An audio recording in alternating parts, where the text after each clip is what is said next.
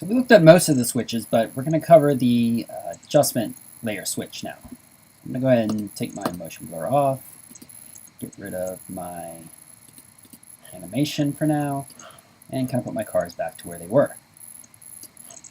Now the adjustment layer switch is going to work similar to the adjustment layers in Photoshop, in that you can apply an effect to an adjustment layer and then allow it to have that effect affect all the layers below it. So let's start out first by making a new adjustment layer. You have to Layer, New, and Adjustment Layer, which is Command Option Y.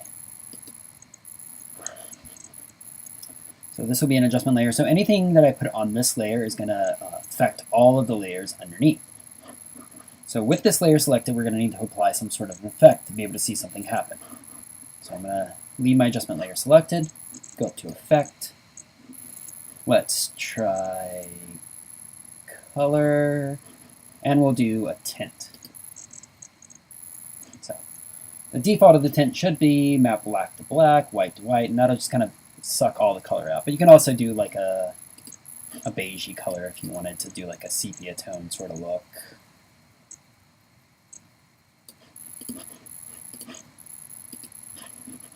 And you can even animate it if you really want to.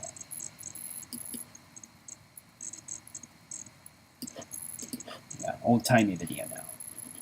Go ahead and reset it. Okay, so, but the default will be black and white.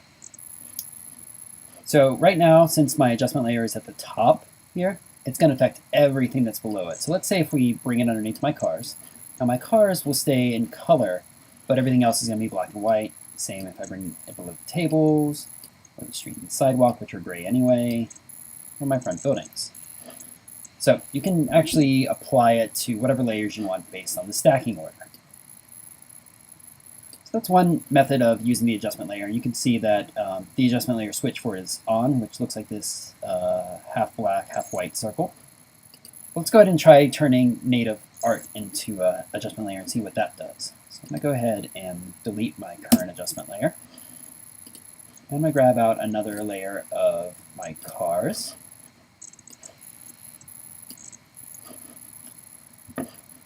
Scale it up a little bit so that one of my cars kind of fills the screen. I know this is going to make it a little bit pixelated, but just for example purposes, we can kind of leave it like this right now. If you really want to, you can turn this switch on as well. And once you get your layer that you want to work as your adjustment layer set up, go ahead and turn on the adjustment layer switch. What that'll do is make the art disappear. Now, this is what's supposed to happen, so don't worry yet. Then you want to leave that layer selected and once again apply the same effect.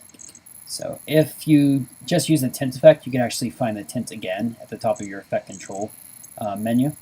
And what you'll see now is that the positive space of the layer will become sort of a mask for the effect, along with affecting any layers below it.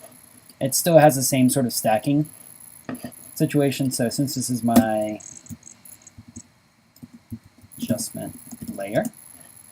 Since this is my adjustment layer right here, if I bring it below my cars, you can see my cars don't take it on.